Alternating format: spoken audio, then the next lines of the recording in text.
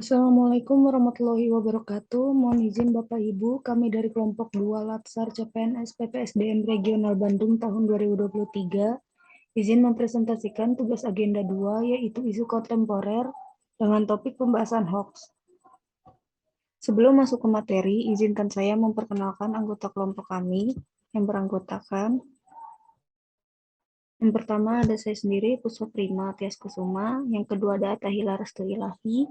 Yang ketiga ada Muhammad Abdul Rozak Tojibi. Yang terakhir ada Nadia Cecilia Sianipar. Adapun urutan dalam pembahasan ini, yang pertama pendahuluan dengan latar belakang yang berfokus pada tema. Yang kedua ada isi yang berisi analisa dan tabel alternatif pemecahan masalah. Dan yang terakhir ada penutup. Pertama, apa itu hoax? Hoax merupakan informasi, kabar, berita yang palsu atau bohong. Pada Kamus Besar Bahasa Indonesia atau KBBI, hoax diartikan sebagai berita yang bohong. Hoax yaitu informasi yang dibuat-buat atau direkayasa untuk menutupi informasi yang sebenarnya. Dengan kata lain, hoax diartikan sebagai upaya pemutarbalikan fakta menggunakan informasi yang seolah-olah meyakinkan akan tetapi tidak dapat diverifikasi kebenarannya. Yang selanjutnya akan dilanjutkan oleh rekan saya. Selanjutnya adalah kita akan melakukan analisis isu yang dalam hal ini adalah isu hoax.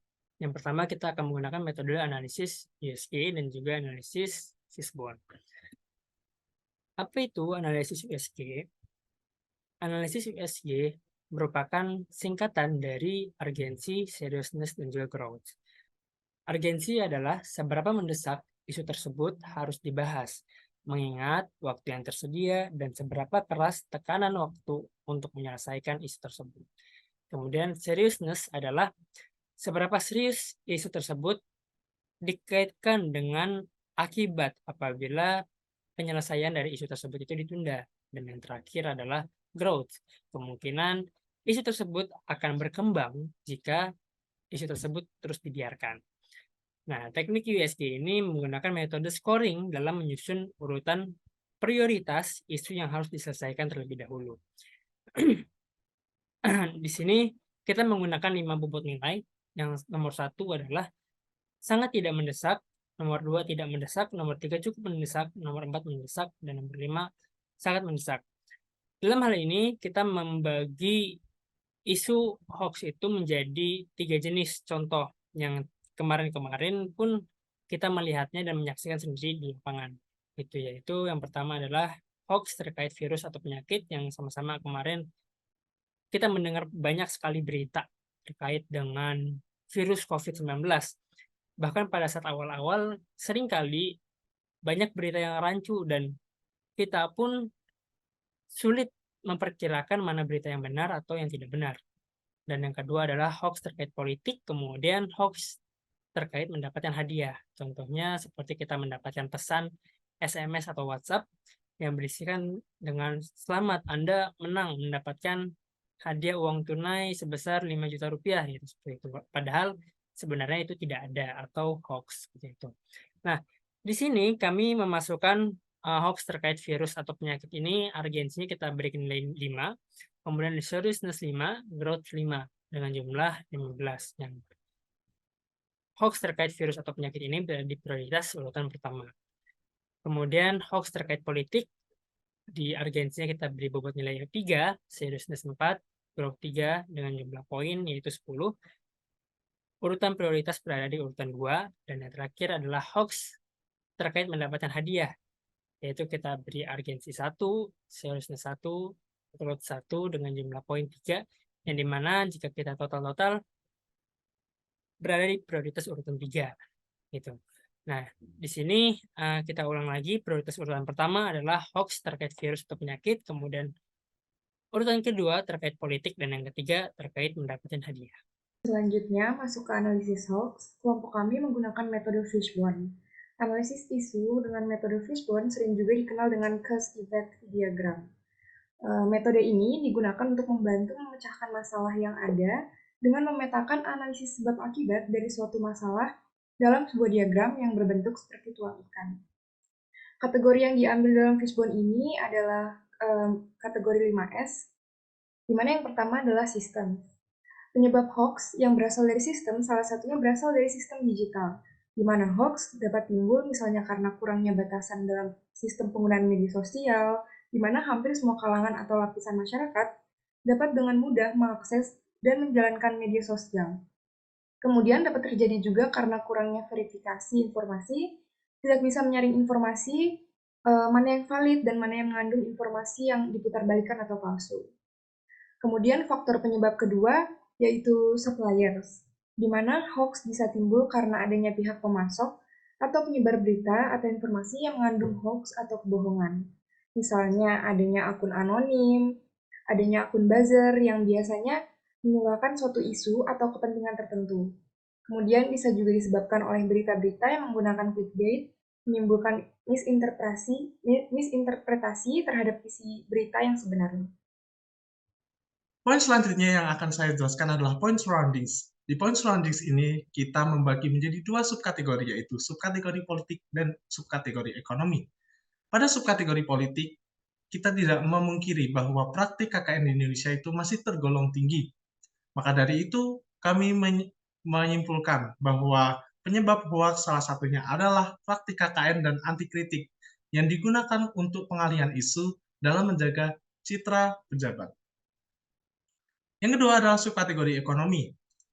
Yang pertama adalah persaingan bisnis. Nah, kita tahu bahwa persaingan bisnis itu sangat ketat.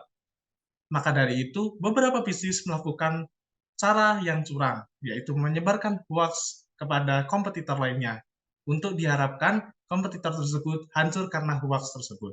Lalu yang kedua adalah tidak merata infrastruktur. Dengan kesenjangan ekonomi ini, dengan tidak meratanya infrastruktur, beberapa orang tidak bisa mengakses berita yang terverifikasi atau informasi yang terverifikasi, seperti kurangnya internet, tidak mempunyai infrastruktur seperti laptop, HP, dan lain-lain. Poin selanjutnya adalah skills. Pada skills ini, kita membagi subkategorinya menjadi SDM. Nah, yang pertama adalah kurangnya critical thinking. Sebagai kita tahu, ada fenomena ibu-ibu yang mungkin sering termakan berita di WhatsApp, padahal itu belum terverifikasi. Tidak bermaksud menggeneralisir, tapi fenomena tersebut ada. Seperti itu. Lalu yang kedua adalah rendahnya minat baca. Kita tahu bahwa Indonesia memiliki minat baca yang rendah. Hal itu sudah dikeluarkan risetnya. Nah, itu membuat hoax itu semakin merajalela karena tidak ada verifikasi dari masing-masing orang untuk melakukan verifikasi berita tersebut. Lalu yang terakhir adalah safety atau keamanan. Nah, kita bagi menjadi 3 contohnya, yaitu adalah kurangnya perlindungan hukum untuk jurnalisme. Kurangnya perlindungan hukum untuk jurnalisme ini akan membuat jurnalisme itu sendiri takut untuk menguak berita atau menguak informasi yang relevan dan akuntabel. Sehingga akun-akun yang terverifikasi atau terpercaya akan hilang atau berkurang. Lalu yang kedua adalah sulitnya terdeteksi penyebaran hoax. Lalu yang ketiga, rendahnya cybersecurity Indonesia. Di Indonesia sendiri, teknologi informasi merupakan secondary atau perhatian yang bukan utama, sehingga cybersecurity Indonesia itu masih rendah. Ya, kita bisa tahu seperti kasus Yorka beberapa bulan lalu yang mengakses data publik. Nah, itu seperti itu contohnya. Kemudian masuk ke rekomendasi alternatif penyelesaian isu. Di sini kami menggunakan 2 alternatif penyelesaian. Yang pertama adalah penyuluhan tentang hoax, dan yang kedua membatasi berita hoax. Masuk yang pertama, penyuluhan tentang hoax. Tahapan yang bisa dijalankan yaitu menjelaskan secara detail mengenai hoax, mulai dari pengertian sampai dengan cara mencegah dan mengatasinya. Dengan hasil yang diharapkan yaitu penyebaran berita hoax dapat dicegah, dan para pihak yang bisa terlibat dalam alternatif penyelesaian ini adalah semua lapisan masyarakat.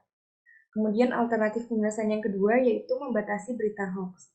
Tahapan yang bisa dijalankan yaitu setiap perusahaan media informasi dapat membuat bidang anti-hoax, sehingga hasil yang diharapkan yaitu informasi yang beredar di masyarakat merupakan informasi yang valid dan benar. Para pihak yang dapat terlibat dalam alternatif penyelesaian ini adalah perusahaan-perusahaan media informasi. Baik, sebelum kita tutup, sama-sama mari kita review ulang apa yang sudah kita bahas pada pembahasan terkait hoax ini. Yaitu yang pertama, hoax adalah informasi, kabar, berita yang dimana informasi kabar berita itu adalah palsu gitu atau bohong seperti itu. Dan analisis kita menggunakan dua metode yaitu USG dan juga Fishbone, yang dimana prioritas urutan pertama di metode USG ini adalah hoax terkait virus atau penyakit, dan yang kedua terkait politik, yang ketiga terkait mendapatkan hadiah. Selanjutnya analisis dengan menggunakan metode Fishbone, di mana kita membagi hoax ini menjadi 5S, yaitu sistem, suppliers, surrounding skills, dan juga safety. Dan di sini kita memberikan dua alternatif penyelesaian berkenaan dengan hoax ini, yaitu penyuluhan tentang hoax, dan yang kedua adalah membatasi berita hoax yang beredar di media massa seperti itu. Oke, terima kasih kepada Bapak dan Ibu atas perhatiannya. Lebih kurangnya mohon dimaafkan. Wassalamualaikum warahmatullahi wabarakatuh.